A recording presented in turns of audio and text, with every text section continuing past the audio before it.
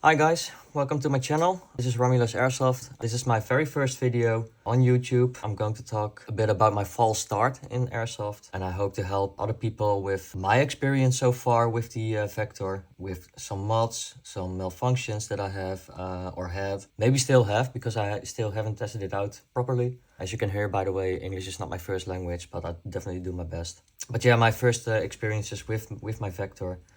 Why I got it, how I got into Airsoft, little introduction about myself. So yeah, let's get into it. So this is my Krytac Kriss Vector. I bought it a year ago, like right before the summer. But I bought it because I have another hobby, which is DJing. I do this for like almost 20 years now. I've met a lot of people over the time. One of them was Roy. He's a good friend of mine. Like 1.5 years ago, 2023. He posted a picture on Instagram. He was like fully military packed, playing Airsoft. I was like, oh, cool. That's something I really like and want to do myself. So we had a lot of chats about it, some DMs over, sending them over to each other, talking about Airsoft. And I was like, okay, let's go for it. You know, I needed another hobby just to get my hands on. And I ended up with buying a Krytac Kriss Vector GBB. Yeah, a lot of people know that it is coming with some issues, but they can be solved. I have a lot of help by people like Shaktical Airsoft. He's a great friend of mine from the Heavy Recoil GBB Discord community, and some others helped me as well. But Shaktical is the guy we've grown to each other. We became good buddies, and we kind of want to make the Vector great again. So that's kind of why I want to highlight my Vector as well, to show it some love. You know, it's so cool looking, and it almost hurts me how many people are talking, like having negative talks about it or thoughts. But yeah, it's so cool. Why the Vector? I've gamed a lot as well. Rainbow Six Siege is one of those games. My main operator was Mira. She's really cool. And her primary was is a Kriss Vector. I was really good with it. But the Division, especially the Division 2, I still playing that. My secondary primary is always the Dark Winter, which is a named variant of the Kriss Vector. It's just a normal Kriss Vector, but with some special traits to it. Ghost Recon Breakpoint, another game where I always equip a Vector with me. It's so spacey looking, and it's so cool, and it's compact. There's a lot of stuff that can be put on. But yeah, this is my Vector. I love the two-tone coloring actually. I did it myself. I painted the upper instead of the lower. You know, the most known two-tone is with a black upper receiver and a flat dark earth lower receiver. But I kind of did a switcheroo where I painted the upper. My inspiration came from a wallpaper from Rainbow Six Siege where the upper was gold. I thought gold was a bit too much, but yeah, so I went with a more sandy tan khaki colored upper. It's a bit too bright actually in videos and pictures, but when you see it like in real life, it's an okay color. I really like it. So yeah, it comes with some problems. Let's go to my first experience in the Airsoft first though. I played at Combat City in Leiderdorp, which is a small CQB area in the Netherlands. The first time when I played with it, it was completely stock. I didn't do anything about it. But it was okay. I had no much problems at all. Yeah, there were some malfunctions, but nothing big or something super yeah, super big to talk about or to mention. It was my first game, so I didn't do anything. And then I've heard about the Hephaestus piston head, who made it more gas efficient. So yeah, I've got that one, installed it.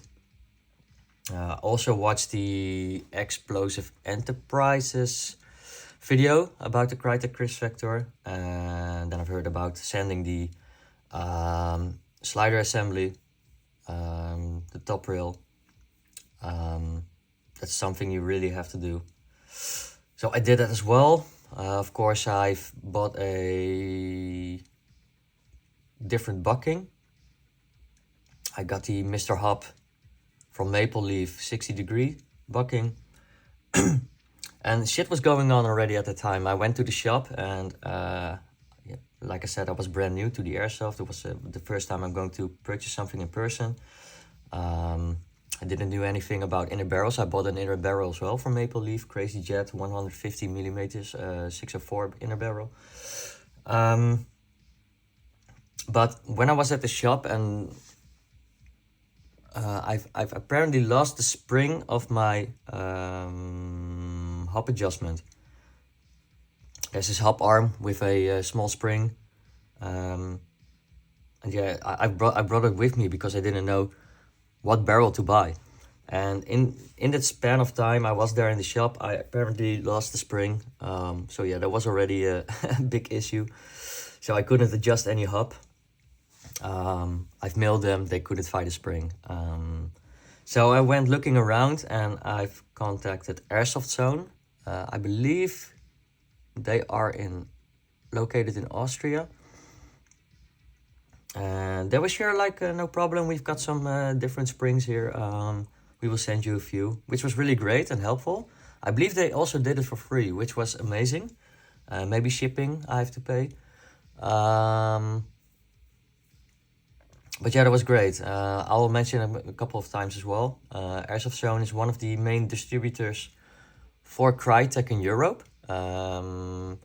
Because Krytac doesn't ship from outside US. Krytac is in the US. And same for parts from Krytac at EVIC or EVIC, I'm not sure how it's called. They don't ship to Europe as well.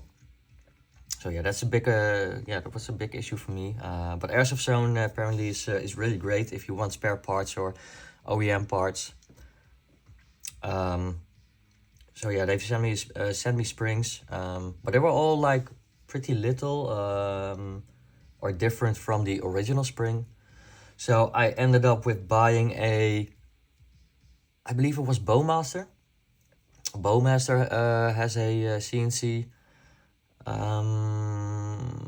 hop-up chamber, including a spring. So I actually bought it for the spring.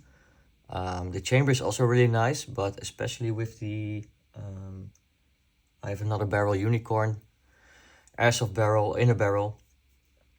It's really tight, and I don't want to scratch my inner barrels on the outside, though it doesn't really matter performance, I think. I'm not sure, I can't talk about that. But it's too tight for my likings. But I ended up using that spring for the hop-up arm. So that problem was solved. Going back to the Hephaestus piston head, I've installed it, and time went by. I didn't play a lot of airsoft at the time. Then I went to the NAC. NAC is the National Airsoft Center in the Netherlands. They've got a long range course where you can do some accuracy testing, range testing. It was pretty hot at the time. It was during the main summer period, and I had a lot of issues. There were like maybe 5, 10, 15 semi-shots that I could perform with it. And then it started to burst fire, going into full auto and releasing all the gas from the magazine. Yeah, that wasn't great. So I've talked, yeah, time went by again. Mailed, sorry. I've mailed Hephaestus Airsoft. Not about the problems, but they were teasing a, what was it, a recoil buffer. They've teased it online to release it somewhere. And I've mailed them, yeah, when is that coming out? Because I'm pretty interested in it, just for science, to try it out. Heard nothing. I did some testing again, same problems. As mentioned before, semi-automatic, 10 shots, burst fires, and then full auto releasing of the gas. And I got a mail back, like, yo, we've got it's coming out pretty soon. We can send you a yeah, we can send you a recoil buffer if you want to try it out and review it. I still haven't done that, so Hephaestus, if you're listening, I'm sorry. But I've replied them back pretty honest, like, okay, I really want to try it out. Thank you for mailing me, but I've got a lot of problems. Another problem is that the bolt is going very roughly through the cam rails. I almost thought because I've disassembled my Vector multiple times, I had a slight idea of screwing in the screws from the inner frame too tight, making it for the bolt too tough to slide into the cam rails. Well, that wasn't an issue. They've come then. I've made videos for Hephaestus Airsoft, and they were super friendly and super helpful, by the way. So props to them. I've made videos for them how the bolt is sliding into the cam rails. They were like, okay, maybe it could be the rollers, from the bolt. It has to. Maybe I can show you, by the way. It's much easier to explain. But it has two steel rollers. I'm not sure what material it is. But they could be deformed. Which was also visible on the pictures I've shown them. Let's see. By the way, these are not the original rollers that I've got into my Vector now. These are from RJ Creations, which is a, I think it's a one-man business by someone in Taiwan. But these are still looking pretty solid. And on the outer ring, that's where it touches the cam rails, it was deforming a lot. They thought that could be a problem. RJ Creations made new rollers, which are these, and they should help the bolt to slide better through the cam rails. So when I received them, pretty much installed it straight away. It didn't help, and I was losing hope, a lot of hope. I was like, Jesus, if this is my start into airsoft, then yeah, maybe I have to quit or something. I bought a Forsk VMP1 just to play with, so I could do some airsoft. But this is my first love, in airsoft, and it's one of the. If I had to buy another replica, I would go for a Vector again. It's my favorite replica, and I didn't want to give up. So I gave it some time, let it rest. I found some new hope like a month ago. I was like, maybe it's the piston head, maybe it's not seated right in the bolt. So I've disassembled it, looked at the manual again, also the original manual from the Krytac Kriss Vector. The valve nozzle, am I saying it right? Yeah, the nozzle valve or valve nozzle, which is inside the nozzle, fell out. And I looked at it and I was like, okay, how should this go back in? I looked at the manual and it was seated in a sort of special way. Not really special, but it was shown how it's supposed to be in the nozzle or in the bolt. And when I tried it again, all my problems went away. So yeah, I'm not sure if it was my mistake the first time I've installed the piston head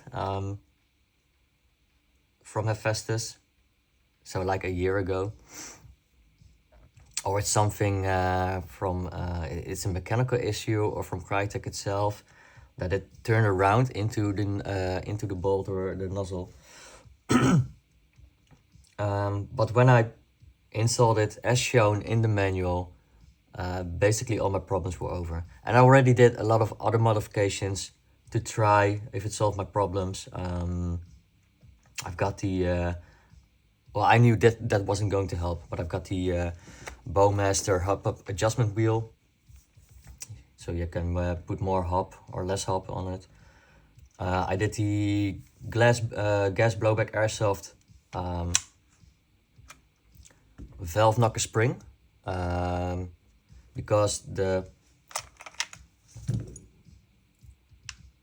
this latch here, the spring underneath it from the original spring, it was super strong as well. That was also maybe one of the problems. The bolt was stuck or cut on, you know, it was it couldn't move freely because of the stuffed spring. Hence gas blowback Airsoft did the spring mod. What he did was getting spare parts or taking a spare valve knocker spring from I believe it was a TM Glock 17. It was almost the same length. It had less pressure on its spring, just a little bit less pressure compared to the original Vector spring, valve knocker spring. He cut off 2 rings of the spring, put it in, and now it's super smooth. It helps a lot. I've did other things like I even sanded the cam rails.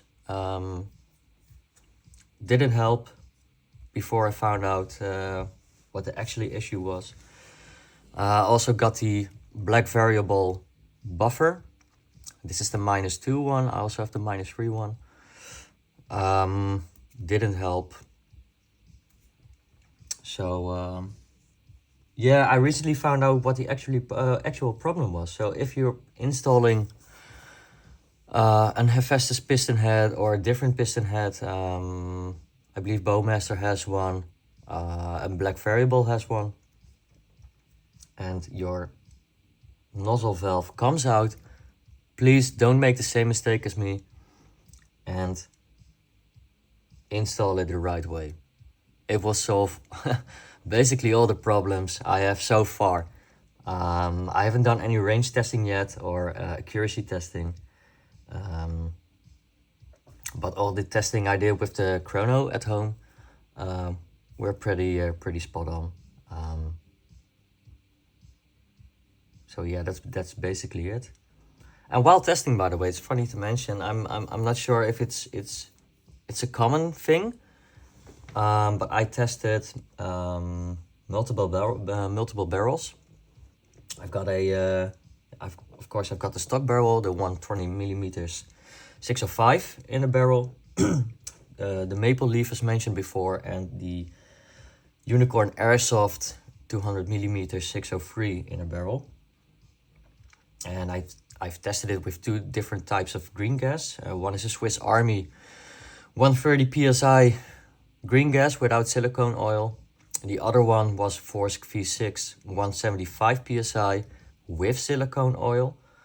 And what I've noticed is that of course, the V6 Forsk gas is a bit stronger or more powerful, but the drop-off is way bigger compared to my Forsk the Swiss Army gas. And sometimes in joule it drops like 0.3 in power over 30 shots. I did all the testing with 30 shots.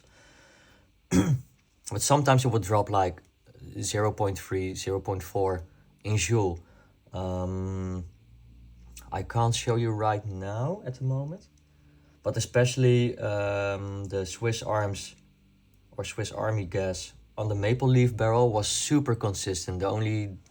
I've dropped only 0.9 in joule, and it was super consistent, where the Forsk gas was super inconsistent, or the drop-off was way bigger. So yeah, that was a funny thing to test actually. And it happened on all the testings with the different barrels. I'm actually pretty curious about a barrel that's coming in hopefully today, maybe another day, which is the Lilacs 9-ball barrel. It has the same length as the OEM barrel from Vector, so 120 millimeters, but it's tighter bore. The OEM one is 605 and the 9-ball is 603. So I'm curious what it does performance wise. I know there was a long video. Thank you if you listen to the end. So yeah, if you buy a Krytac Kriss Vector, it's really cool, but don't make the same mistakes as I did. And we're going to do more stuff with it. I want to show you some of the testing I did in another video maybe. And also some basic stuff, like the trigger swap. That's something I did. It's not shown on YouTube right now, as far as I know. But I know how it goes. I did it once. Talking about Airsoftzone, by the way, I'm mentioning them. They're the best. When I did my trigger swap, I actually didn't know how to orientate the parts back or where the locations were. So I've sent them a message like, okay, maybe I've made a mistake, but I really can't find anywhere how I assembled the parts back. And they were like, sure, no problem. So what they've disassembled a Krytac Vector at their shop or in their magazine or their warehouse, I don't know, workplace. And they've made pictures with an iPhone, like going all around, about the trigger housing. And they've mailed me the photos, and that was the best. They're so cool. Another thing which I have to mention, by the way, one of the mods I also did, and Gas Blowback Airsoft did, he honed the bolt on the inside, so the nozzle could move a bit more freely. That didn't help before I found the solution to my problem. But I think I've honed it a bit too much. So I've mailed Airsoftzone again about a new bolt, just to make sure I have a good, properly working bolt. And this is the V2 version. It has the cutout, which comes with the newer batch of Krytac Kriss Vectors. So you don't really have to sand the sides here, because they are really sharp, and normally they would destroy the top of the nozzle. But that's not a problem anymore. Though it does feel a bit, now I'm looking at it, there's a bit of a small, it's a bit inconsistent. I'm not sure if you can see that. That's something I have to look into, I think. I'm not sure. It doesn't really do a lot of... I don't have problems at the moment with it, so... But yeah, that's about it. Again, sorry for the long video, for the long talk. Nothing really happens here, but yeah, I hope that you don't make the same mistakes as I did. So yeah, we're going to do more videos, as mentioned before. I've also got another sort of unboxing about my... It's going to be my new secondary sidearm, which I'm really hyped about, and we're going to do some modifications on that as well, or upgrades, if you will. So yeah, I hope to see you soon. Thank you. Bye.